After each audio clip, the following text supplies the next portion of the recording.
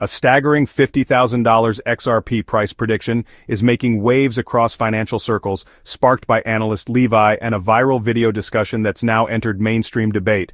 The argument ties XRP's long-term potential to three massive forces: the rise of central bank digital currencies, the unprecedented expansion of global liquidity, and Ripple's role as a neutral settlement layer. The number itself isn't new out of nowhere. Back in 2021, XRP bulls floated $25,000 to $37,500 targets based on Ripple's cross-border payment utility.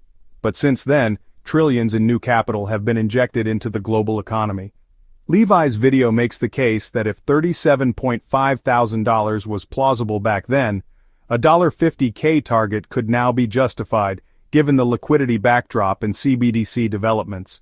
At the heart of this theory are three key pillars. First, over 130 countries are currently exploring or developing CBDCs, and interoperability between them will require neutral settlement assets. XRP, with its on-demand liquidity system already powering instant low-cost transactions, is positioned as that bridge. Second, the global M2 money supply has surged since 2021, and assets with real-world utility like XRP could absorb part of that liquidity. And third, once global digital currency standards are locked in, assigning set valuations to XRP as a systemic tool becomes less speculative and more about financial engineering.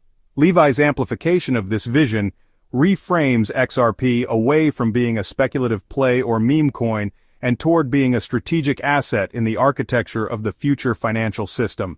It highlights the growing overlap of DeFi, central banking, and macroeconomic shifts. Importantly, the $50,000 target isn't presented as a short-term forecast. Instead, it's a long-term vision of what XRP could represent if the global shift toward digitized money and de-dollarization continues. The takeaway is clear. This is less about hype and more about forcing investors to consider XRP's potential role in systemic financial transformation. Extreme? Absolutely.